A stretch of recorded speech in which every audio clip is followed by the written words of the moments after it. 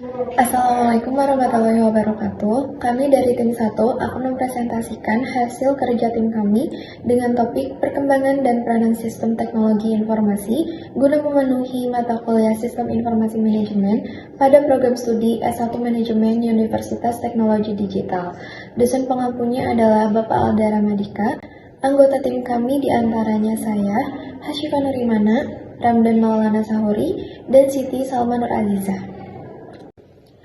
Apa itu teknologi informasi? Teknologi informasi adalah suatu teknologi yang digunakan untuk mengolah data, termasuk memproses, mendapatkan, menyusun, menyimpan, dan memanipulasi data dalam berbagai cara untuk menghasilkan informasi yang berkualitas, yaitu informasi yang relevan, akurat, dan tepat waktu yang digunakan untuk keperluan pribadi, keperluan bisnis, dan juga keperluan pemerintahan, dan merupakan informasi yang strategis untuk mengambil keputusan. Berikut fungsi teknologi informasi. Teknologi informasi memiliki 6 fungsi utama, yaitu yang pertama, ada menangkap capture atau menginput data dari berbagai sumber. Yang kedua, mengolah atau processing, yaitu memproses data menjadi informasi. Ketiga, menghasilkan atau generating, yaitu mengorganisasi informasi menjadi laporan atau bentuk lain yang berguna. Yang keempat, ada menyimpan atau storage, yaitu merekam data dan informasi untuk keperluan selanjutnya. Yang kelima, mencari kembali atau retrieval, yaitu menelusuri dan mendapatkan kembali informasi yang sudah tersimpan. Yang terakhir, ada transmisi, yaitu transmission, yaitu mengirim dan menerima informasi melalui jaringan. Perkembangan sistem informasi era komputeriasi dan internet. Pada pertengahan abad ke-20, komputeriasi menjadi langkah awal dalam evaluasi sistem informasi. Komputer mainframe besar digunakan oleh perusahaan dan pemerintah untuk mengelola data dalam volume besar. Namun, keterbatasan ini mulai berubah dengan munculnya komputer pribadi atau PC pada tahun 1980-an yang membawa teknologi informasi ke tengah pengguna biasa.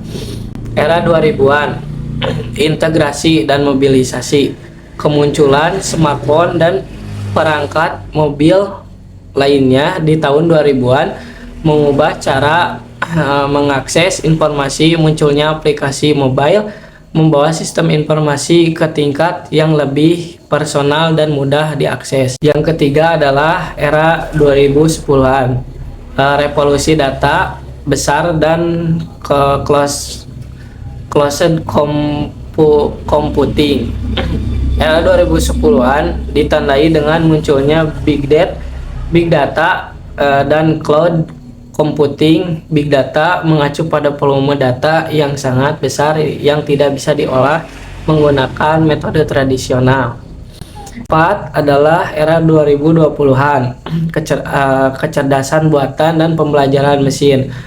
Menuju era 2020, kecerdasan buatan AI dan pembelajaran mesin menjadi pendorong utama dalam sistem informasi. AI telah merevolusi cara data dianalisis dan digunakan.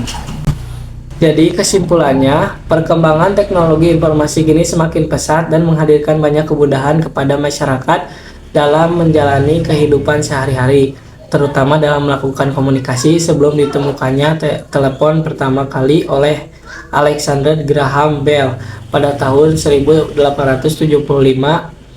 manusia pada zaman dahulu hanya bisa melakukan komunikasi melalui lisan saja. Setelah itu, manusia mulai merasakan kemudahan dalam berkomunikasi melalui telepon seluler seperti saat ini. Dengan perkembangan dalam teknologi dan informasi, kini para masyarakat bisa melakukan komunikasi secara mudah melalui telepon seluler yang dimilikinya, walaupun melalui jarak yang jauh. Materi selanjutnya adalah mengenai sejarah perkembangan teknologi informasi dan komunikasi. Teknologi informasi menggambarkan perkembangan peradaban manusia yang diiringi melalui cara penyampaian informasi. Pada awalnya, manusia purba menyampaikan informasi melalui lukisan di dinding-dinding gua. Sekarang, arus informasi dapat diakses dengan mudah melalui internet dan ragam informasi semakin banyak. Peran teknologi informasi. Yang pertama adalah untuk meningkatkan kemudahan dalam komunikasi. Teknologi informasi sangat berperan untuk mempermudah komunikasi. Sebagai contoh, pengguna email untuk berkomunikasi dalam suatu perusahaan. Saat ini tentu telah banyak dikembangkan media untuk berkomunikasi dengan memanfaatkan teknologi informasi sehingga komunikasi dapat dilakukan tanpa melihat batasan wilayah. Yang kedua adalah untuk membangun sistem terkomputerisasi. Saat ini terdapat banyak sekali sistem terkomputerisasi yang mempermudah operasional dalam suatu instansi. Tidak hanya itu saja, sebuah sistem yang sudah terkomputerisasi juga dapat mencakup lebih banyak orang. Sebagai contoh, saat ini tentu kamu sudah tidak asing lagi dengan marketplace. Pengembangannya tentu tidak terlepas dari peran teknologi informasi. Yang ketiga, menghemat biaya. Salah satu tujuan utama teknologi informasi adalah membuat segala sesuatunya lebih murah dan terjangkau bagi masyarakat. Oleh karena itu, kita mulai beralih dari penggunaan alat-alat manual ke menggunakan mesin yang jauh lebih bisa menghemat biaya karena prosesnya yang cepat dan murah. Dan yang terakhir adalah melindungi informasi dan data rahasia. Penggunaan teknologi yang terus meningkat tentu membutuhkan keamanan agar setiap aktivitas yang dilakukan terhindar dari hal-hal yang tidak diinginkan. Cyber security menjadi teknologi yang dibuat untuk melindungi jaringan, perangkat komputer, data, dan program dari akses yang tidak diinginkan atau kerusakan.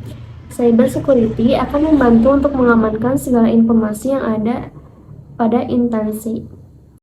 Selanjutnya, ada beberapa contoh teknologi informasi di berbagai bidang. Yang pertama, HP kini sudah berfungsi sebagai kartu debit, kartu kredit, dompet digital, dan alat pembayaran. Yang kedua, rapat kini tidak harus bertemu secara langsung, melainkan bisa menggunakan Zoom atau Google Meet. Dan yang ketiga, jual beli produk bisa dilakukan secara online melalui e-commerce, TikTok, Instagram, dan sebagainya. Dan yang keempat, materi pendidikan tak lagi mengandalkan buku pelajaran dari sekolah. Siswa bisa mencari materi dari internet. Sekian yang bisa kami sampaikan. Terima kasih bagi yang sudah menonton sampai akhir. Mohon maaf bila ada kekurangan. Wassalamualaikum warahmatullahi wabarakatuh.